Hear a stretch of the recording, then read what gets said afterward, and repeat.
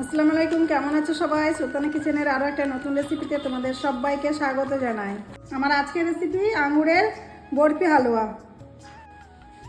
তো চলো আমার আজকের রেসিপিটা দেখে নেওয়া যাক আমি কিভাবে বানিয়েছি। এখানে আমি আঙুর নিয়ে নিয়েছি 1 কিলো মতো। আঙুরটাকে প্রথমে ছাড়িয়ে নেবো বোটা থেকে।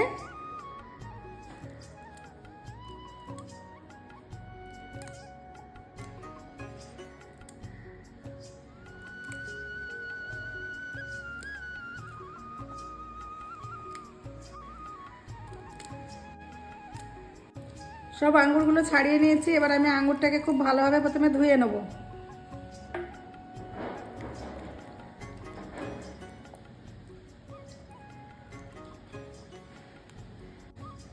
আঙুরের মধ্যে নোংরা থাকে, ওই জন্য আঙুরটাকে প্রথমে খুব ভালোভাবে দুবার জল বদলে ধুয়ে নিতে হবে। এখানে একটা আমি মিক্সিং জার নিয়েছি। মিক্সিং জারের মধ্যে ধুয়ে রাখা আঙুরগুলোকে নিয়ে নেব।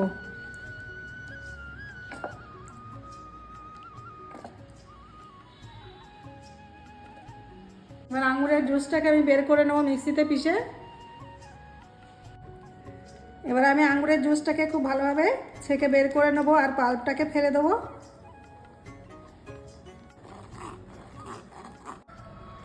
চামচের সাহায্যে চিপে চিপে পুরো জুসটা খুব ভালোভাবে বের করে নেবো। আমি পুরো জুসটাকে আমি ছেঁকে বের করে নিয়েছি। পাল্পটাকে এবার আমি ফেলে দেবো। তো দেখতেই পাচ্ছ আমার 1 বাটি মতো জুস হয়েছে। 3 চামচ মতো কর্নফ্লাওয়ার নিচ্ছি। কর্নফ্লাওয়ারটাকে দিয়ে দেবো জুসের সঙ্গে। কর্নফ্লাওয়ারটা জুসের সঙ্গে খুব ভালোভাবে মিক্সড করে নেব। এটা ঠান্ডা অবস্থায় করে নিতে হবে, নাহলে গরম অবস্থায় দিলে কিন্তু দলা পেকে যাবে। ওই জন্য ঠান্ডা অবস্থায় কর্নফ্লাওয়ারটাকে ভালোভাবে মিক্সড করে নিতে হবে। তোমাদের কাছে যদি কর্নফ্লাওয়ার না থাকে তোমরা চালের গুঁড়ো ব্যবহার করতে পারো।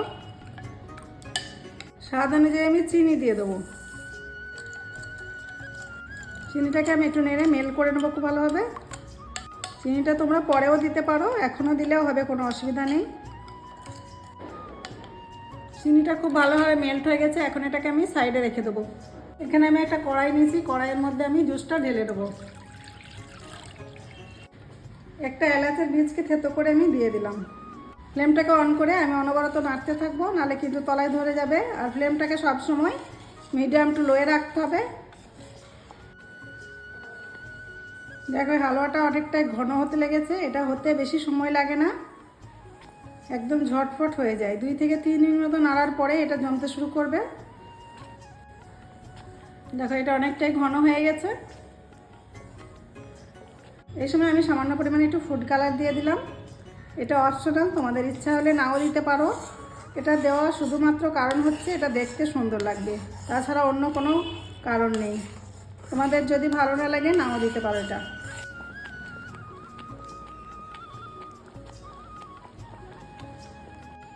আমি 1 চামচ মতো চারমগজ নিয়েছি। চারমগজটা দিয়ে দেবো। তোমরা যে কোনো ড্রাই ফ্রুট এখানে ব্যবহার করতে পারো। এবার এটাকে আমি ফ্লেম অফ করে দেবো। ঠিক এই পজিশনে এটাকে নামিয়ে নিতে হবে। দেখো অনেকটাই ঘন হয়ে গেছে। যখন এটা জেলির মতো ধারণ করবে তখন এটাকে নামিয়ে নিতে হবে। আমি এখানে একটা কেকের মোল্ড নিয়েছি। এর মধ্যে আমি সন্দেশটা জমাবো। তোমরা যে কোনো পাত্রের মধ্যে এটা করতে পারো। আমি 1 চামচ মতো ঘি নিয়েছি। ঘিটাকে মোল্ডের মধ্যে ভালো করে লাগিয়ে নেব। ঘিটা লাগিয়ে নিলে হালুয়ার সন্দেশটা খুব সহজেই বেরিয়ে আসবে। ওই জন্য একটু ঘি লাগিয়ে নিলে ভালো হয়। ঘি কিংবা তোমরা তেলও লাগিয়ে নিতে পারো। কিছুটা চারমগজ আমি ছড়িয়ে নেব, এটা দেখতে সুন্দর লাগবে। এবার এটাকে গরম অবস্থাতেই আমি ঢেলে নেব। ঠান্ডা হলে ঢাললে হবে না, তাহলে কিন্তু জমে যাবে আর ভালো শেপ আসবে না। ওই জন্য গরম থাকতে থাকতে এটা মোল্ডের ভেতর ঢেলে দিতে হবে। আমি একটু ট্যাপ করে নেব, তাহলে ভেতরে যদি কোনো বাতাস থাকে তাহলে সেটা বেরিয়ে যাবে। খুব সুন্দরভাবে এটা সেট হয়ে যাবে। এবার এটাকে আমি ঠান্ডা করে নেব। তারপরে ফ্রিজে আমি 1/2 ঘন্টা রেখে দেবো। এখন গরম আছে, গরম অবস্থাতে কিন্তু ফ্রিজে রাখলে হবে না। এটা একটু ঠান্ডা হয়ে গেলে তারপরে এটাকে ফ্রিজের মধ্যে 1/2 ঘন্টা রেখে দিলে এটা সেট হয়ে যাবে। হালুয়াটাকে আমি ফ্রিজে রেখে ঠান্ডা করে নিয়েছি। খুব ভালোভাবে সেট হয়ে গেছে। এটা দেখতেই পাচ্ছ হাতের মধ্যে আমার লেগে যাচ্ছে না। আমি এবার এটাকে ডিমোল্ড করে নেব। তার জন্য আমি এখানে একটা প্লেট নিয়েছি। প্লেটটাকে উপর করে দেবো, তারপর এটাকে এরকম আস্তে করে উল্টে দেবো।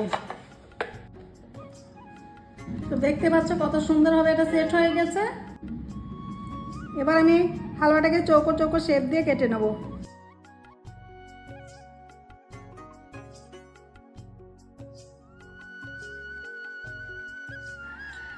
তোমাদের একটা আমি দেখিয়ে দিচ্ছি কত সুন্দর হয়েছে, দেখো কত সুন্দরভাবে হয়েছে এটা।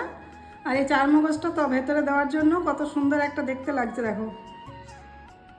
তো রেডি হয়ে গেছে আঙুরের বরফি হালুয়া। তো আমার আজকের রেসিপিটা তোমাদের কেমন লেগেছে কমেন্টে জানাতে ভুলো না, আর ভালো লাগলে একটা লাইক অবশ্যই দিয়ে যেও। আজ এই পর্যন্ত, আবার দেখা হবে অন্য কোনো রেসিপিতে। ততক্ষণ সবাই ভালো থেকো, সুস্থ থেকো।